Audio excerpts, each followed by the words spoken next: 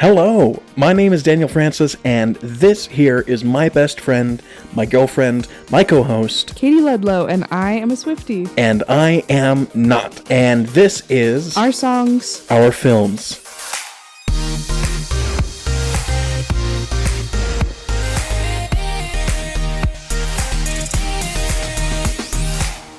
This week, we'll be taking a look at our third music video of our choice. Not our choice. This is random. This is Love Story, which was one of her first videos, if I'm correct. Yes. How many were off of her first album? She had 5 from her first album. Wow. Yeah. In any case, this is her first from her second album, Fearless. Yeah. Yeah. So this was her 6th music video. You know, when we get around to one of those earlier, like from her debut album, I'd love to, if it's either you or me, I'd love to find out a little bit more about her, like, career before she released that album. Oh, I'd love to. Yeah, like Get into that how with she you. got big, you know, where she was, because Right. I know that there was something, not Keith Urban, Tim McGraw. Tim McGraw. Yeah, like how did that all happen? Why did she get on his radar? You know, I don't know. I'm so excited to share that all with you. But I just want to get some credits out of the way first. I pulled most of these off of IMDb. And our Romeo, our love interest, is a actor named Justin Gaston. Is it pronounced Gaston? Yeah, no, Not there's Gaston? No, not Gaston. Oh. I thought so too, and I wanted to double check. Taylor, in an interview, refers to him as Justin Gaston. Okay. So That makes sense. yeah. But he started out as an underwear model in 2006, Oh, about tea. 3 years earlier than the music video. He finished 10th place out of 12 on the 6th and final season of the country singing reality TV competition show Nashville Star, and that's how he got noticed by Taylor to be in the music video. So after Love Story, just a little bit later, he was on the pilot episode of Glee. Then he was on a show called If I Can Dream, which is a web show that provided 24/7 coverage of a house full of aspiring musicians in Hollywood. And I found it really interesting. It was on Hulu, I think. Then a couple months later, he finished in 5th place on the 7th season of American Idol. Wow. That's Pretty impressive. good. Like going from 10th out of 12 on the Yeah. Nashville Country's like singing show Yeah. to 5th place on American Idol. I mean, Yeah. American Idol is a big deal, yeah. too. Then 2014, he joined the cast of a soap opera called Days of Our Lives, but was then let go from the role and replaced 4 months later. But that's enough about Justin. The director for this music video was Trey Fanjoy, and she is an established director for country music videos. And she regularly works with names like Miranda Lambert, Blake Shelton, Keith Urban, and Dolly Parton. Really? So, like, she's a big deal. Wow. Then for cinematography, that's Maz, might butcher this, Makani, I'm not sure. For editing, that's Adam Little. Visual effects, this is like retouching little visual Right. effects. Alroy Jovi. And for wardrobe, we have 2 credits. For most all costumes, they were provided by Jacquard Fabrics. And then Taylor's balcony dress was constructed by Sandy Spica,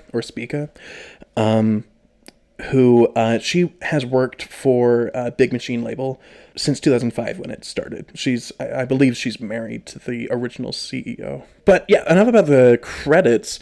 Let's get into a little bit of stats. Love Story originally released as the lead single from Taylor's second album, Fearless, on September 15th, 2008 by Big Machine Records, with the music video coming out 3 days before. Really? Yeah. Wow. And it was released on country music television because I guess back in 2008 we didn't release things to YouTube. Right. It was I actually guess. released to YouTube 9 months after the album was released. Which is so weird to think about. Yeah. The song was produced by Taylor Swift and Nathan Chapman. And that's the song, not the music video. Love Story, the song, peaked the chart in Australia, of all places, and was certified 10 times platinum by the Australian Recording Industry Association, which is an award I do not understand, but it sounds significant. Australia loves Taylor Swift. They Really? go nuts over her. And like most, okay, I won't say most. There are a lot of clubs in Australia. Weirdly enough, Like- they're like all in Australia. Like nightclubs or Yeah. Okay. That will do Taylor Swift nights regularly, like Wow. once a week, once a month, whatever, where they only play Taylor Swift. Wow. Yeah. In other countries, it reached the top 5 in some charts in the UK, in Scotland, Canada, Japan, New Zealand, and Ireland. Mm-hmm. And then in the US, it hit number 4 on the Billboard Hot 100, and was the first country song to make it to number 1 on the mainstream top 40 Wow. ever. Wow.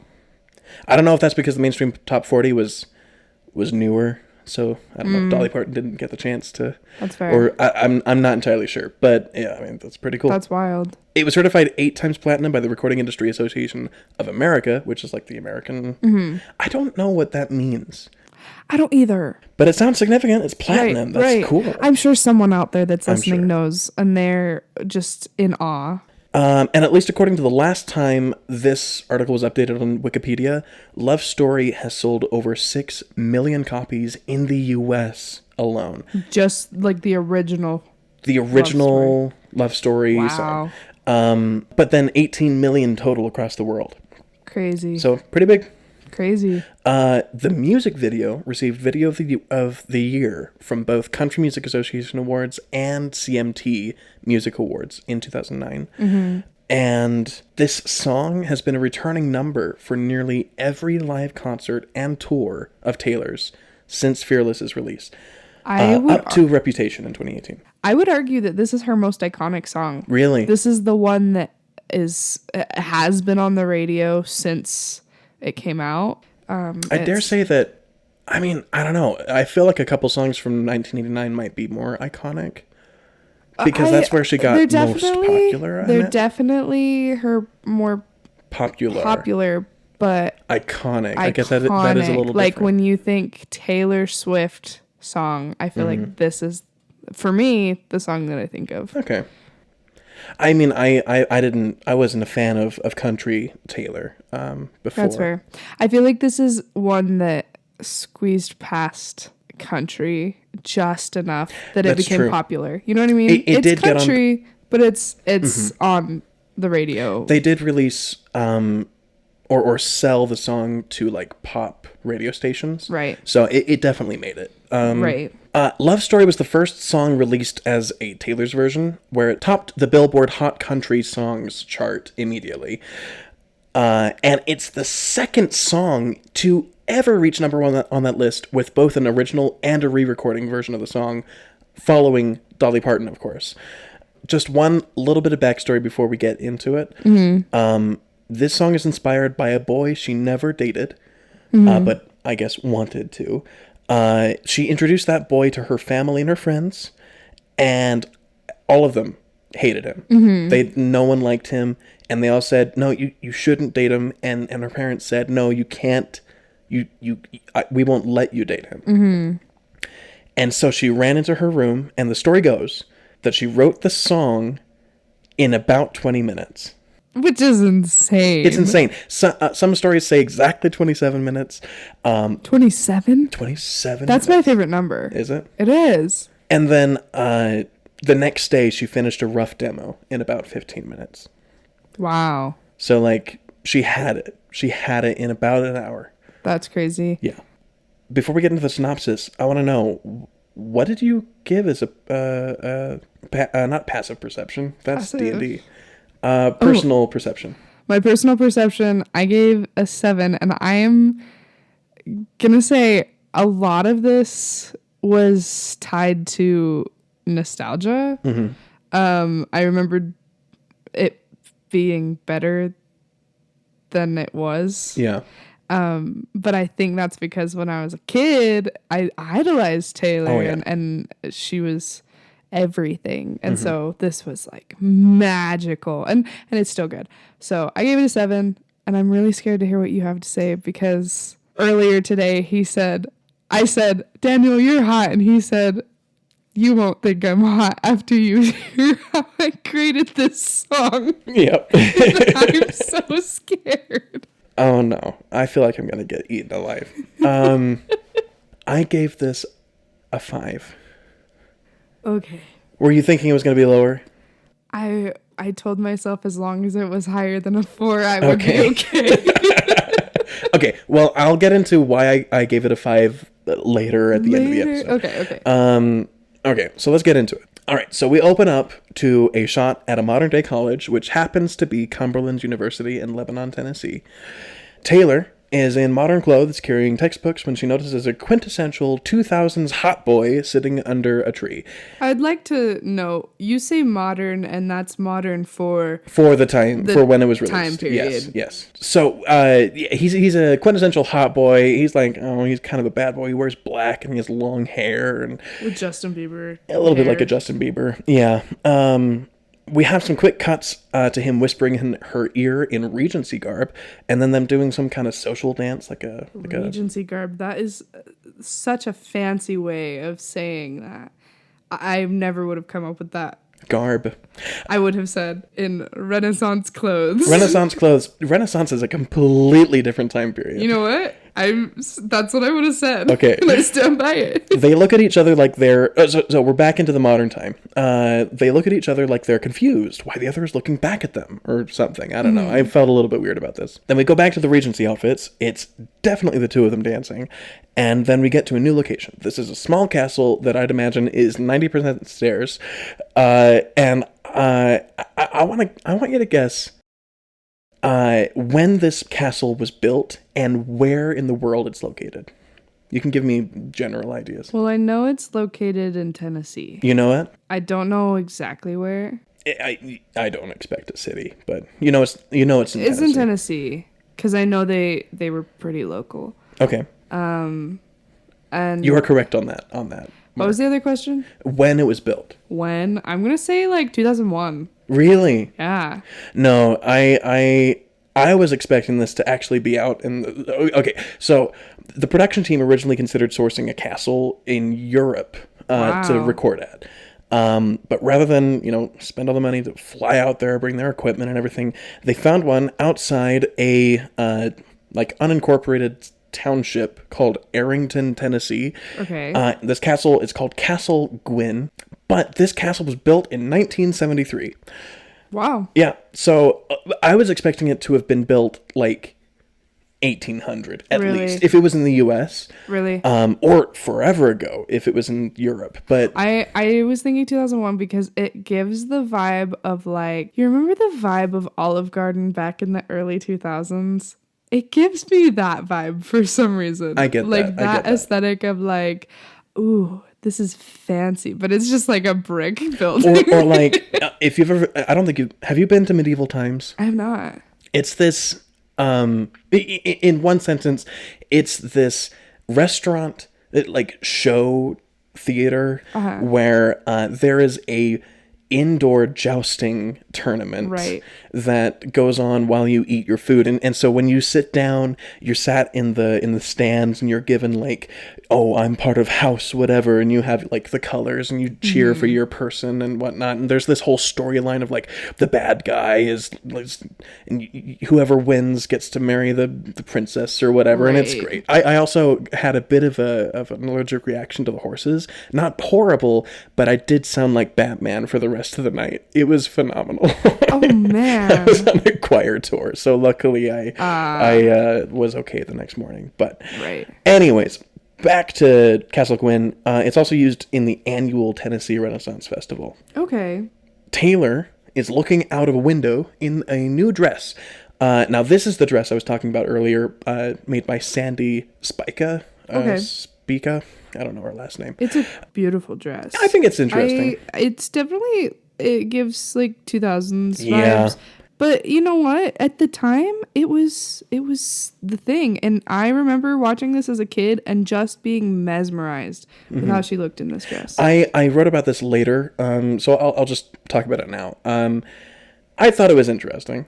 And I said, very 2000s. Like, if a fairy tale princess dress had a love child with a tube top from the closet of Britney Spears. Oh, definitely. I'm sure it was perfect when the song came out in 2008, but in my not very valuable opinion, it has not aged well. I don't know. That's what fair. I think for me it's nostalgia based, It's so I still love it, but I could see that. Yeah, I looked at it and I was like, this doesn't really look like a princess, especially with the straps off the shoulder, and like it felt Very immodest for definitely for a medieval princess. Oh well. She's looking out the window, and so now the music video will be cutting into and out of this location a million times throughout the rest of the video, and I'm just going to skip past all that because it gets monotonous. Before you do skip past it, I want to comment on two things, just in case we don't come back to it. One, her blush feels really far down her face. Yeah. Like, I don't know if that was like the trend in the early 2000s. I wasn't wearing makeup. I was 8 years old. But she has it like down, like under her cheekbone. Whereas I would put it like on or above my cheekbone. And I don't know. It wasn't bad, but it just looked weird. And then also towards the end of the video, it looks like her eyelash is falling off. Oh, really? It looks like they put fake eyelashes on her that are super subtle and they look really good.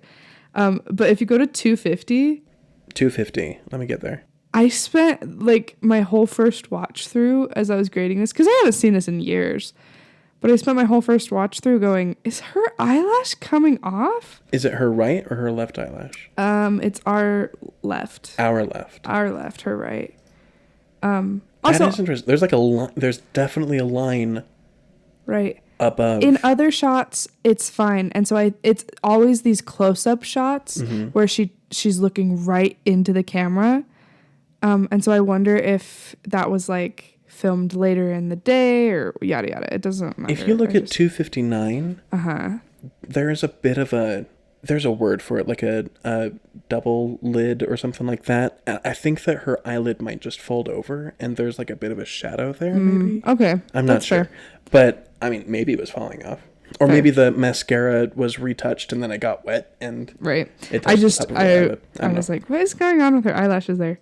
I also just feel like her skin is so smooth, and I know that editing plays into that, and it's her job to look good. But it feels a little even fake. as a kid, I was like, this can't be her real. skin is so pretty. Oh, you liked it. I loved it. Oh, I thought you were critical of it. No, it's so pretty. And I know it's so fake. Yeah. Watching it now, I'm like, oh man, that's been edited. They really softened that up. But like, it looks good, I think.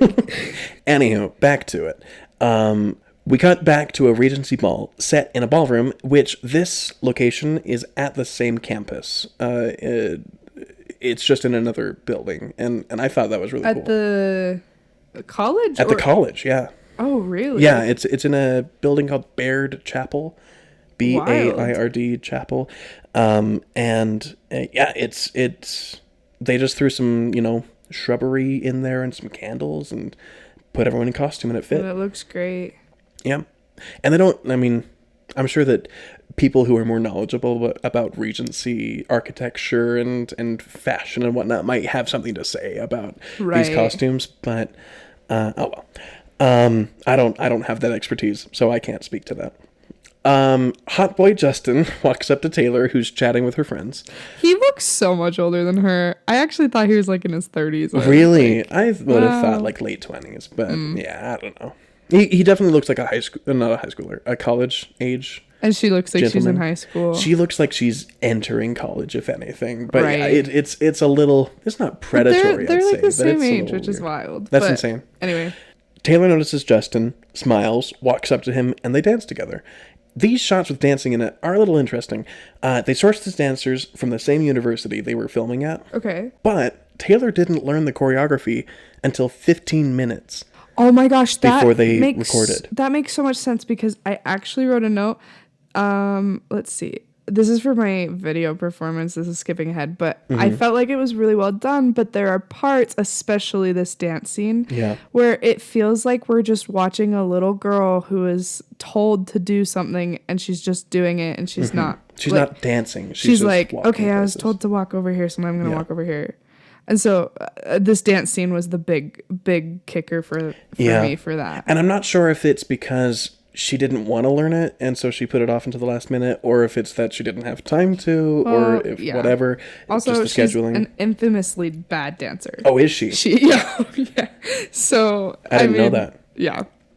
In an interview that she had, like a behind the scenes or whatever, she revealed that many of these dancers that are in this shot were invited to come with her on her tour of I'd Expect Fearless to perform with her as extras, which is cool. I mean, they found them at the university they were filming at. And I love her relationship with the people she takes on tour. Yeah.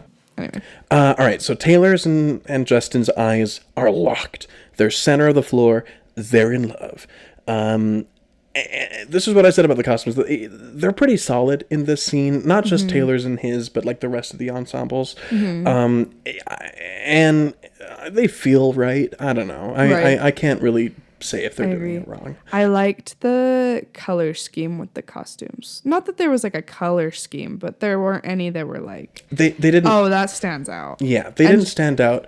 I have something to say about the color, but I'll do that in the grading portion. Now, we get the same shot of Hot Boy Justin whispering in Taylor's ear that we had at the beginning of the video.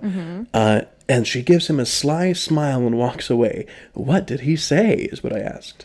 Also in this shot where he's whispering in her ear, her hair is so in her eye, and it drove me nuts. And it happens a few times in this video, but that was like a big moment where it's right in her eye. And I know that was like the thing. That was the like it's styled into her eye? Swoop your hair like just above your eye or in front of your eye if you were like emo or whatever. But man, it pissed me off. I was like, get your hair out of your face. Your eyes are too pretty to be covering them. True. All right, so the next scene, they walk through the garden hand in hand, and they meet each other, they smile, and they're, whatnot. They start feeding a horse with Hot Boy behind her, and in an interview released on, I think this interview was November 12th, 2008, so about like a couple months after the music video was released and the album was dropped. Taylor said that this horse was a grumpy colleague the entire shoot. That and I may be reading into this a little bit, or maybe just projecting, but it almost looks like Justin is like hiding behind Taylor from the horse. And I think that it might be because the horse was acting up a little bit. Oh man. But I don't know. I have a few things to say about this garden scene. Okay. So first of all, as a kid, I always thought that they were like deep in the forest. Yeah. I don't know why. I mean, it kind of looks like it, but they're not. I was going to say that as well, of like this. I think she mentions in the lyrics like walking through a garden or meeting in the garden. I sneak out to the garden to see you. Yeah, and I wrote down, this doesn't feel like a garden. Right. I get it if it's like, Kessel Gardens are usually big and extravagant and they've got mazes and trees. It felt unorganized. It did, and it felt like they just threw her into a forest. And also, didn't they film this on site wherever that castle is? Oh, Castle I have no clue. Gwyn I don't know about that. Castle Gwyn. So I would imagine it's just that line of trees that's right there. But the way that Taylor holds her lantern, her hand is so weird. And I was like, why are you holding your lantern like that? But then I thought about it and I was like, I don't think I've ever seen anyone hold a lantern and look good doing it, because it's just so awkward. Because you got to hold it so much higher than the light actually is. Right. But I thought it was funny and I giggled about it. And then also when she whispers in Justin's ear and she has a ring on her left hand. What? And I watched it so many times and I was like, it has to be her right hand, but it's her left hand and it's on her ring finger, and he hasn't proposed to her. Oh, there's definitely a ring there. That's not some wart or anything. No, that is a ring. That's a ring on the ring finger. A ring on her left ring finger. And he hasn't, He hasn't proposed. That's like the point of the end of the song. that's interesting. I wonder if that's a plot hole. Anywho, okay, so yeah. Eventually, she starts walking away from him and pulls her hand out of his. And he watches her go, turns away dejected. And then he looks back. And then this is an interesting shot. It's super short, like maybe a half second, if that. We get a shot of Taylor. And it's interesting for not what we're shown, but what we're not shown. It's just from the waist down. We don't see if she looks back either. Interesting. But I didn't notice that. It's like, I'm definitely reading into this because she's in love, you know? Right. But I don't know. I'm just glad they didn't do the classic, like, he looks back, she's not looking, so he turns around, and then she looks back and he's not looking, so she turns around. And then they think, oh, they don't like me. Right. I'm just glad that's not what happened, Yeah. because that can be annoying to me. Okay, so next thing that happens is a whole bunch of quick cuts to the garden, like the flower, and then we cut over to the statue in the garden. Then we go over to the two of them dancing again, and then we switch back to Taylor picking some cherries, which I thought, is that a metaphor? I don't know. No way. No way. No, she doesn't. No. She doesn't talk about That's sex the scarf. until... That's the scarf. The scarf is her virginity? Yeah.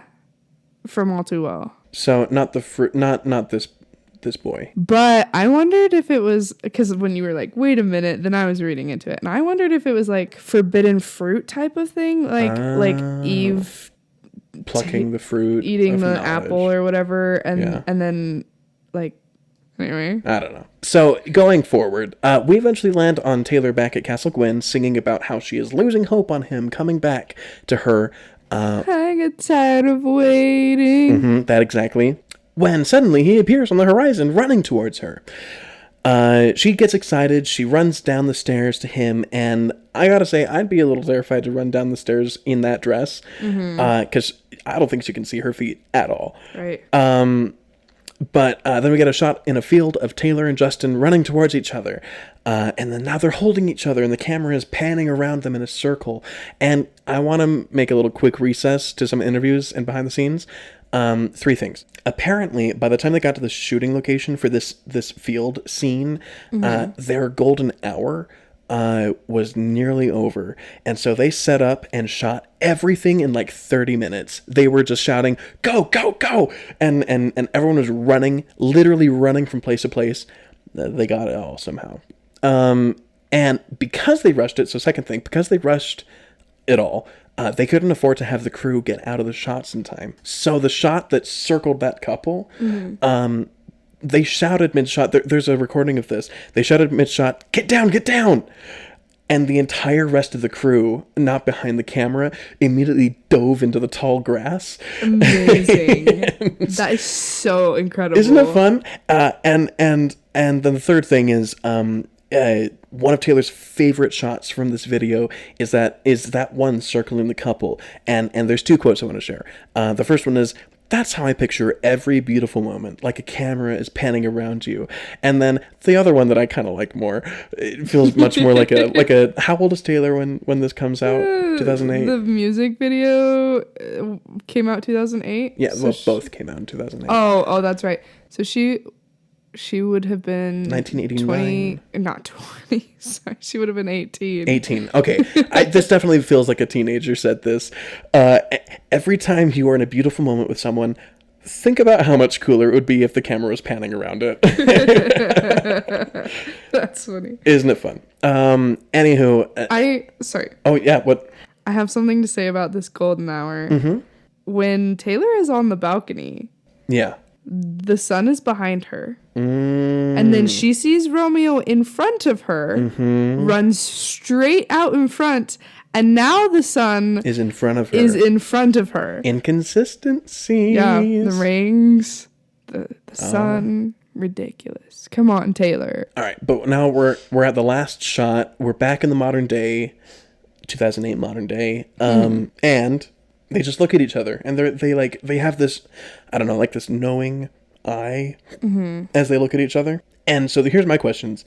Did all that story happen in the span of them just looking at each other for a couple seconds? Like they ran to each other and they split up, or is that foretelling what would happen in the future of their relationship, just with like a fairy tale veneer to it? Or is it just left up for interpretation? I think it's left up for interpretation. However, I think that Taylor said that the original like vision was for it to be like representative of this love is like we knew each other in another life. We loved each other in another life. Okay. Because I think that was the vision, because he gets in her space really fast. Yeah, I made was a note little on weirded that. out by that. He gets right in her bubble. Which whatever, it's a video. I could see it that way, I guess. I just want to say I remember watching this video as a kid and constantly being like, I can't wait till I turn 17 and this happens to me. Because it wasn't just like, this is what happens when you're a teenager. You go to college and you find someone and you're like, Oh, but even more than that, the Romeo running to her. Oh, yeah. For some reason, that was what got me. Oh, Every time I was like, yeah. I can't wait till I'm 17, and a boy is just like running for me all the time. Like came in the middle of the night to find me. Taylor lied to you. Taylor lied to me. Is there anything else you want to talk about during the synopsis, or should we get into the grading? I think we're good to go into the grading. Okay. Okay, so grading. So we're going to start with the song category, and I just want to note that we'll be grading the original love story. The original. Not Taylor's version. Yeah. If it was Taylor's version, it would be 10s across the board. Oh, yeah? Unfortunately, it is not. Okay, so let's do the complexity of the songwriting. I'm just going to read exactly what I wrote. This song has stood the test of time. Instrumental and backup vocal parts alone are beautifully complex without taking away from Taylor. Arguably one of the best love songs ever. Wow. I gave it a 10. I feel like and I know that you have gripes with these. Yeah. But the literary references are so fun and so like, I was going to say thought out, but you're going to disagree with that. I'm going to disagree with you on that. They're very, it's fun. It's the retelling of a fairy tale idea, and I like it. Okay. Daniel doesn't. We'll get around to that eventually. I put that underneath the message. Okay. But for my complexity, I give it a 6. A 6. Okay. Yes. And I'm going to be completely honest here. I don't like country. And so that is going to bias my... I feel like that's not fair, but okay.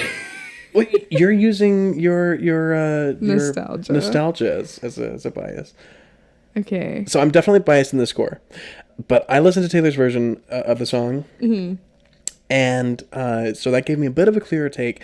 I'm not using Taylor's version as like, this is what I'm judging it off of. Right. But for like the complexity of the songwriting, I felt like it would be translated over, because it's mostly the same.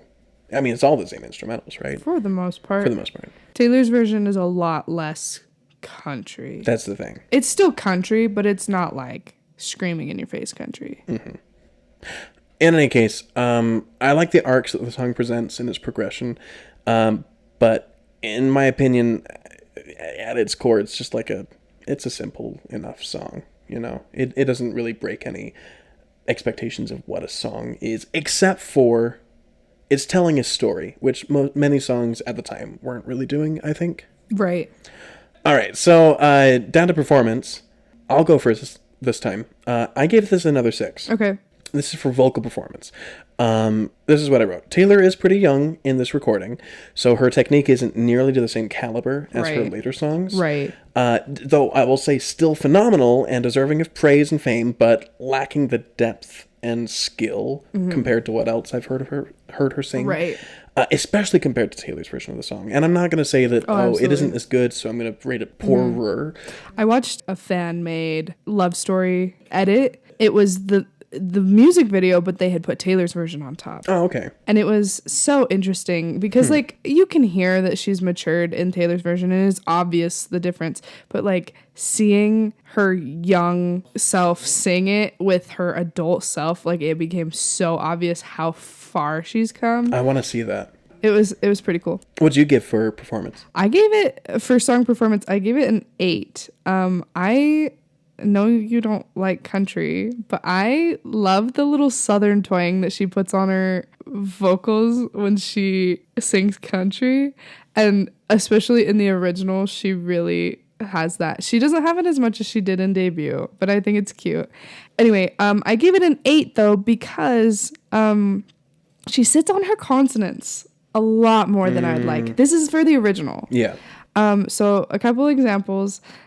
She says, I got tired of waiting. Then she says, pulled out a ring and said, and then she says, A lot of L's, lots of R's. The other one, see the lights. And she sits on the L. It's nitpicky, but it makes a difference. Nitpicky. And then the other thing that it didn't bother me that much, but I noted it is on the very last line, the lyric is, 'cause we were both young, but she swallows 'cause, so you can't really tell that it's there. Yeah. It's there. You just have to listen for it. Gotcha. Anyway, that was nitpicky, but yeah. No, I appreciate it. That's much more detail than I put in. that's my singer Oh yeah. in me coming out. Going on to expression, what did you give for expression? I gave it another 8. I said maybe it's because I've heard Taylor's version and her mature voice portrays the emotions so much better, but it didn't move me as much as I'd like to be moved or nearly as much as Taylor's version does. Okay. But the last verse does hit me every time. Yeah, no, yeah. I either get teary-eyed or I just feel my whole heart like drop to the ground in the best way. I felt very similarly. I gave this a 7, not an 8. Okay. But I felt the desperation of youth in this song, especially at that key change towards the end. Oh yeah. Pretty powerful, yet a little cliche. The key change, it does a lot for it. And I think that if she just made it louder, it wouldn't have been nearly the same. That key change, that's part of the... It makes the song. It makes it. Going into lyricism, I gave this a 7. Okay. As well. The lyrics didn't ever really quite fall flat or feel forced. Plus, it flowed pretty well, and it allowed me to just feel the story progress. I enjoyed it. The rhymes were pretty solid and whatnot. I didn't really have much to say bad about it. But I don't know. What did you say? I will say, I think that anyone who has experienced this will automatically have a lot to say. A lot higher of like a score in this area. Yeah. As far as lyricism, I give it a 10. I wrote down a couple lyrics that I really liked.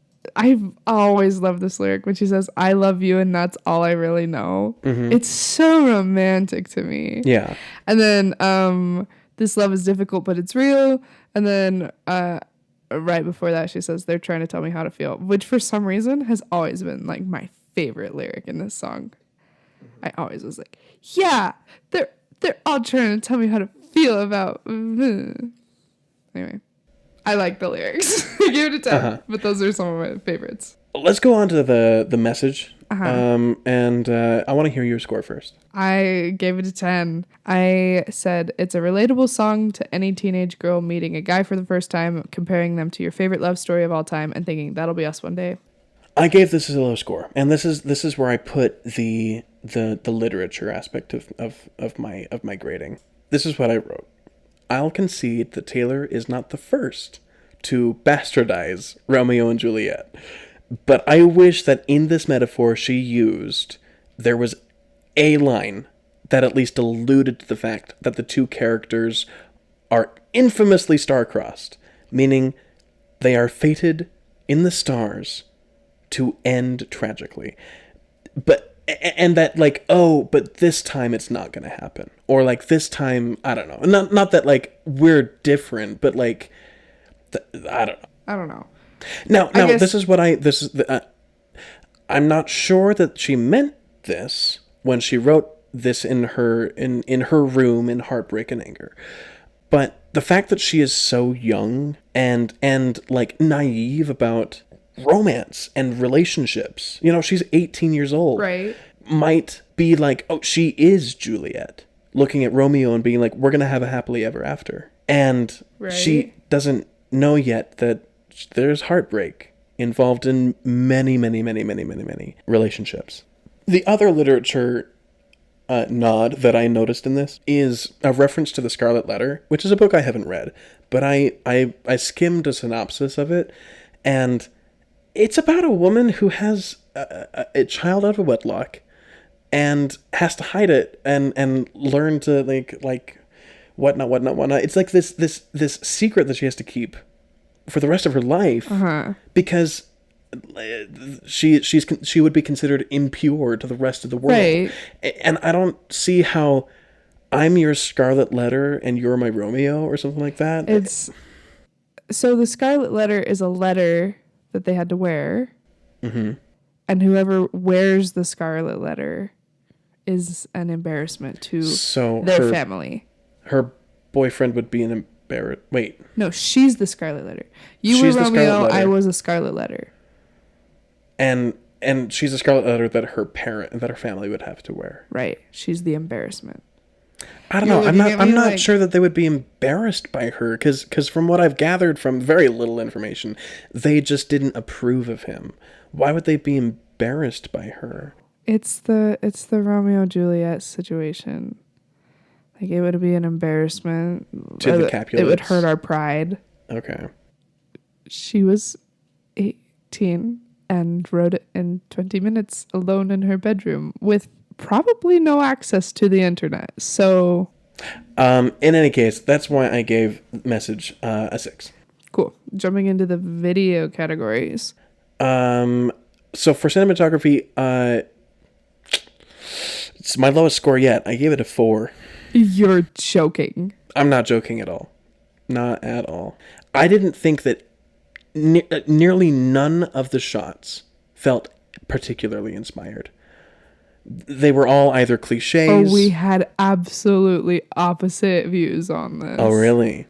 They're just a whole bunch of shots of her singing to the camera at Castle Gwyn, which I hated. I don't like when singers just park and bark. Which I get, but it's intertwined with the story. If that had been the whole music video, that's one thing. Yeah, but I mean, if I remember correctly, she doesn't say that she's waiting for him until the very end, right?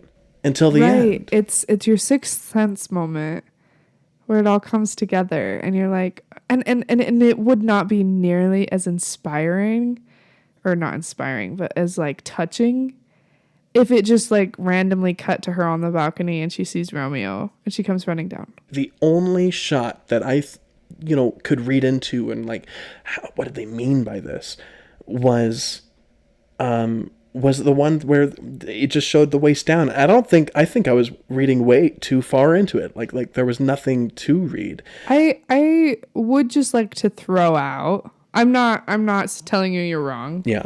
I would just like to throw out that I believe at this point in time, it was pretty uncommon for a music video to not just be Park and Barks. Yeah. And so had that not been part of it, I think it would have been really strange and really outlandish. I think they did the perfect amount of Park and Bark to story. Mm-hmm. I don't know. That's coming with very limited knowledge, but... What did you get for cinematography? I gave it a 10. My goodness. No, I'm not upset at you or anything. I just think it's funny. Listen, I didn't give it 10s across the board, but I felt like the shots, the angles of this like sweeping shots across the bottom of the castle that came up while she was parking and barking, mm-hmm. the camera spinning around the couple, I felt like it was all very fairy tale. It matched the vibe they were going for, and it made it feel that much more magical, maybe not magical, but like romantic and Yeah. Majestic epic. There's one shot that I'm disappointed with, and it's the aerial shot of the dance. And I have no reason to be disappointed with it. You just didn't fit it, in I your just opinion. don't like it. Okay. But I still give it a 10 because everything else I love. I love the close-up shots of her singing. I love the far-away shots of her singing. I love the Park and Bark. I don't like it. I really don't I like normally it. don't. But I love it for this one. Okay. For color, what did you give? Okay, so I did give it a 10. But Really? But I think I'm going to Lower it? lower it. So my original note, I said the colors knew what they wanted. They were warm and cohesive. I liked that it was the golden yellow of Fearless, because when I watched it on my computer originally a million times, it was like everything was kind of this yellowish tint. And then I watched it a million different times today, and we watched it on my computer. We watched it on your TV through your TV, and we watched it through your PS5. Mm-hmm. And the colors were different every single time. Yeah. And they became like Greenish. And I didn't like it. And so I think I'm just gonna lower it to a 9, because Okay. I don't know if that's just the fault of like what we were watching it on, but it became like green undertones and it looked really funky. I think you're going to be either surprised, maybe a little offended, at what I've given. I gave color a 3. Why? And this is what I wrote about it. The color was rather bland throughout the whole video. It was all the same thing. And it didn't feel like there were any artistic choices for why that color was that color. It just felt sepia. And and I didn't think even a palette was like curated. I think they just threw a general like yellowish wash over the whole video. That's why I said that I liked that it was the golden yellow of Fearless, because that's like the album color. Mm-hmm. But Are the rest of her music videos in Fearless, do they have a yellow? no, but that was her lead single. I did not enjoy it. There were no colors that stood out to me. Agree to disagree. Agree to disagree. Editing. I didn't have a lot to say about this one. Mm-hmm. I gave it a 10 because I really didn't see anything wrong Okay. with it. And it's not me like praising it, but No. I was like, I watched it a few times and tried to like nitpick it, and I couldn't find anything. So I just gave it a 10. Okay. This is my thing on editing. And I already got a little bit into it in the cinematography. But I give it a 3 as well. Holy Lanta, Daniel. There were 1.5 million cuts and none of them were ever on a beat. Maybe occasionally one happened to be on a beat, but and I'm not talking about Mickey Mousing, but like it just felt like, oh, we're getting pulled somewhere else. Oh, we're getting pulled somewhere else. Oh, and additionally, we cut back to her singing at that castle in a few different angles. And I was always surprised when we did. And not in a good way. Because that location interjected and interrupted most every bit of storytelling throughout the whole video. I will say, in the defense of the editing, Yeah. there is cuts to the beat at the very beginning, and that's why when you first watched it and the sound wasn't on your TV, I made you start the video over because I knew that that's what you'd be looking for. At the very beginning of I don't know if it's a banjo or a guitar or a violin or what, but there's like a pizzicato, and it jumps between her at the college and him whispering to her and them at the dance. Okay. The pizzicato beat. Okay. All right. Well, then I'll bump it up. You don't have to bump it up. I'll bump it up to 3.5. Oh, I wasn't asking you to bump it up. I just had to say that's my defense. Not my defense, but the defense of the video that someone had to stand up for. Someone had to stand up to me. You big bully. I no I'm just okay now kidding. I do have higher scores somewhere around here. Yeah, we have like 3 scores left, and you. Okay, We have it's fine. 4 more scores. Okay. Let's move on. So Okay. costumes, I gave this a 9. I felt like they were well done. My only gripe was that Taylor's hair was in her eyes. I gave a 6.9. Okay. Because all right, now this is my reasoning. I give this practically a 7 because much of the wardrobe felt like it fit in that childhood image of what Regency or Renaissance would look like. Right. And also through that lens of 2008. But also that Castle Gwen dress, just it. I did not. You really hated it. I didn't hate it. It was like, it doesn't look like a fairy tale dress to me. It looks like a tube top corset with a skirt, Okay. a really long skirt. Okay. And maybe when she's running, it feels more like a fairy tale dress because it has such a long train. Right. So I think I ought to give it a 7 at least. But my unfashionable opinion says it doesn't deserve that. Okay. So I gave it the next best thing. Great. All right, scenic design. I gave this one a 7. 7. Yeah. Why only 7? I mean, that's a Why great only that's 7? a great score, but I want to know why it wasn't higher. They found rather stellar locations to shoot in, just in Tennessee. And the only part that was set dressed was the Baird Chapel scene where the Regency Ball was. And I'm not knowledgeable enough to judge the accuracy of that. I just wish that they had shown more of that beautiful castle. They really only show that one little window portal area, and then I don't think there's much to the castle. I think I looked up the rest. I looked up some pictures of the castle. Those 2 turrets are not all of it. There's an entire like building behind it. Oh, really? Part of the castle. it doesn't seem like it. Well, you can't see it. Right. Interesting. And then also the garden. It felt overgrown in the way that they didn't care about the garden. It didn't, and even to the point that we didn't think it was a garden, that we thought it was a forest of some sort that Right. there was a random statue in. Right. So that's why I give it only a 7. Okay. I gave it A 10? a 10. I felt like they knew what they wanted and they executed it. Yeah. And it fits. Like the garden gripe is a fair one, but Yeah. I also felt like, I don't know, one could argue that is what a garden might look like next to a castle. And then also it was all local. So like you take what you can get. You know what I mean? Okay. For performance, what did you give it? I gave it a 9.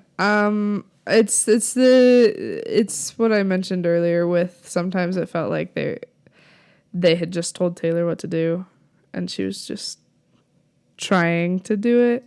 But everything else I was love. not impressed. Really? With really anyone's performance.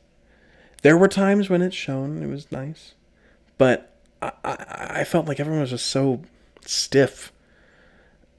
This is what I wrote down, and I'm going to give you the score after. I was not impressed with Hot Boy Justin's acting, nor Taylor's, to be honest. Their chemistry was as spicy as skim milk. And because they just looked at each other, aside from maybe in the garden where they were like smiling, laughing, talking, I didn't feel it. I didn't feel any love. I didn't feel that attraction. I felt so much of that. I never got it. It felt stiff. It felt bland. I felt So I gave it a lot of 3. things. A 3. My heart hurts more and more with every score we give, and I'm almost ready to give up. I don't need you to love every video. And I don't need you to give good scores.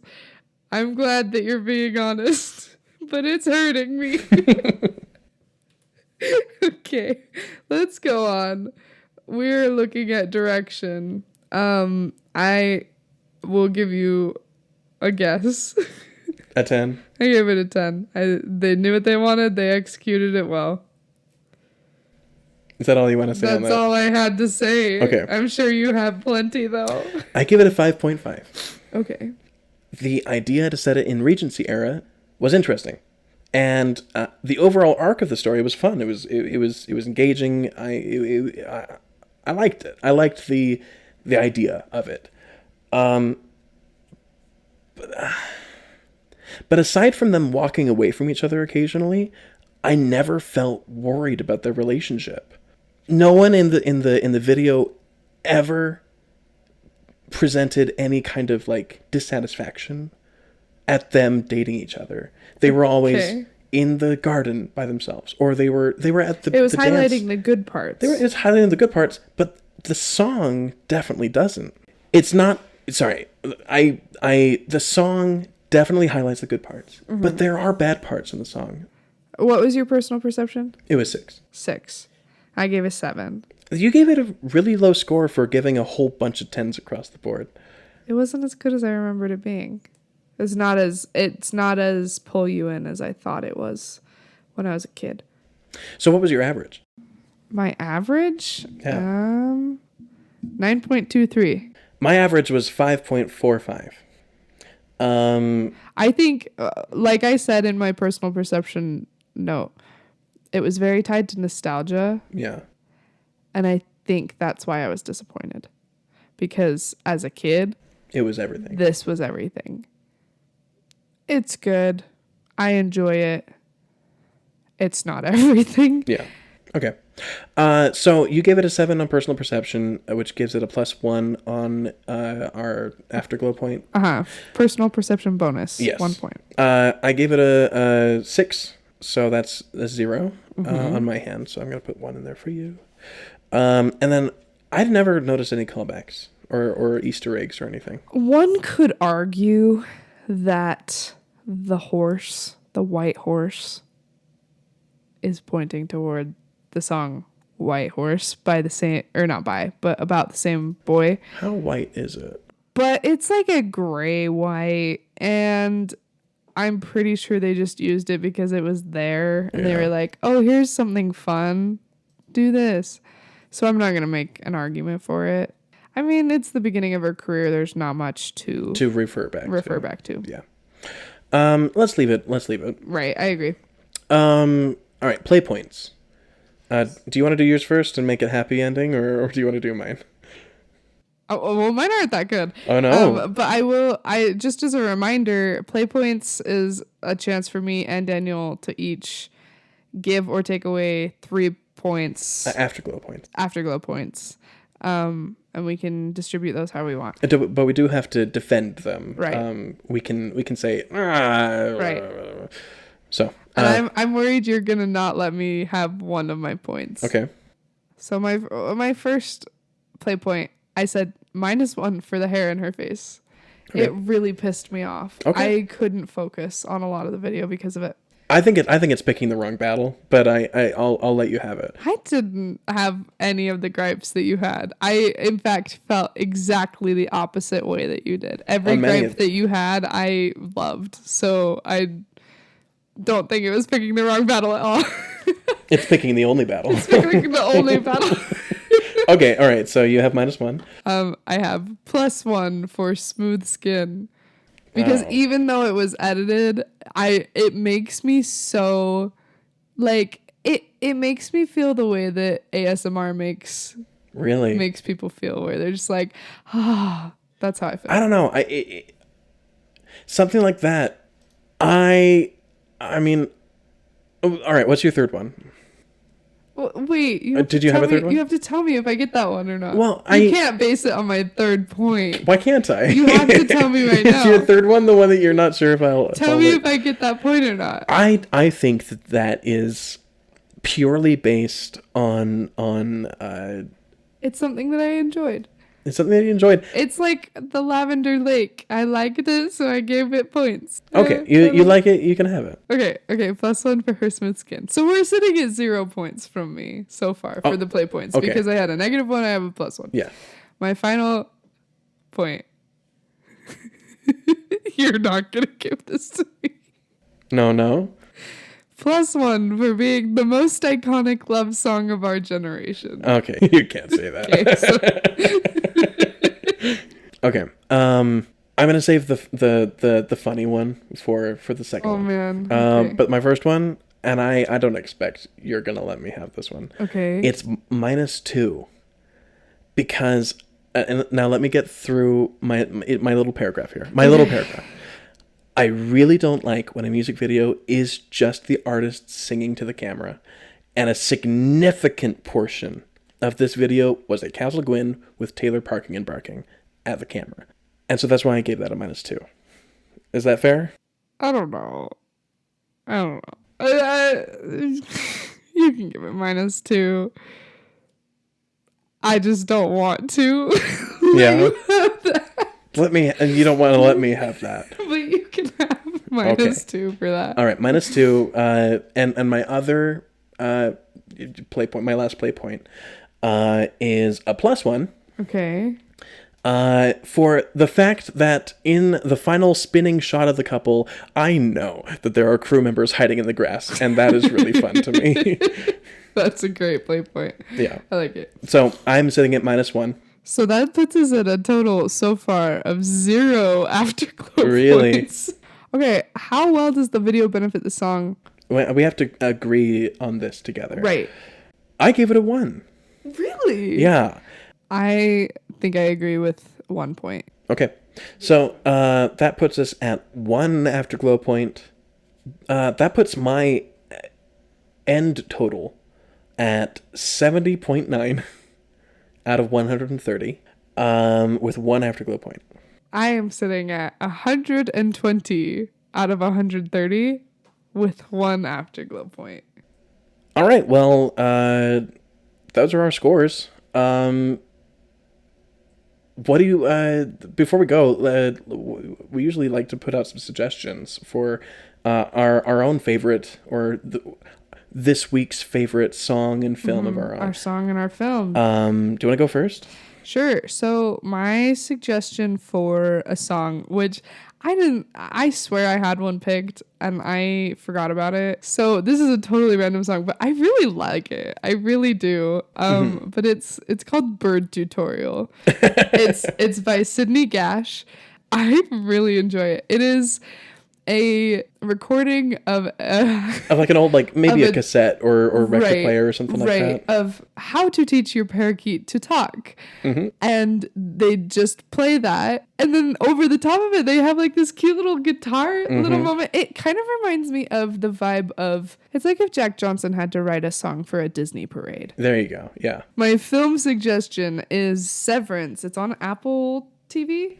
Apple Plus? Apple TV Plus. I'm glad that you like it because it's phenomenal. It's so, in my opinion, so wild. We were watching it today, and I enjoy it. It's got Adam Scott in it. Scott. I always want to call him Ben Wyatt. There's also Christopher Walken. Patricia Arquette is in there. You'll remember her from Holes. She was the English teacher. The English teacher? You mean Kissing Kate? Yeah. Why would you call her the English teacher? Well, show some respect to our elders. I'm gonna get killed off by Kissing Kate. Well, my suggestions. My song is called Blunders by the Polar Boys. I like the Polar Boys. The Polar Boys. That was one of the first groups that I showed you. That you showed me. You didn't even show me. You told me, and I listened to them religiously for like a week because I wanted to like what you like. I really enjoy the Polar Boys. Anyways, my film is She-Ra and the Princesses of Power. So She-Ra is related in like franchise to He-Man, and so the original cartoon came out in the 80s, I think, and it was kind of sexist and awkward and poorly funded and whatnot, and within the last couple like a decade or so, they remade it, and they did I think 6 seasons of it or so. It's super, like feminist. It's empowering. It's all about the power of friendship, but it doesn't always feel like, oh, it's the power of friendship gets us through the day. It's it means something, and each of the characters gets eventually an arc of their own. It's phenomenal. So, okay, so this week, the week that this episode is airing, we will be going to Las Vegas to see Taylor Swift at the Eras tour. It will be the opening night in Vegas. Or not opening night, but In Vegas. Her first night in Vegas. Yeah. And I'm thrilled. I do want to say we made a bet that I bet that I won't cry except for if Long Live is played. But if she does cry at any other point in the set, then I win the bet, and right, and we owe the other person $25. Oh yeah, that has to be spent at a casino. Oh yeah, because it's Las Vegas. Exactly. You leave it there. Anyway, so we will be recording a podcast about the concert, so we'll let you guys know who wins this bet. Mm-hmm. It probably won't be released until a few weeks after because we have a lineup already, and we also need time to record and edit and whatnot. But we will let you know all our thoughts on the concert. Next week, I will be taking us through Me. Have I heard this song before? I am 1,000% confident that you have. Okay. Thank you so much for coming and listening to this week's episode. I'm Daniel Francis. I'm Katie Ludlow, and this has been Our Songs, Our Films.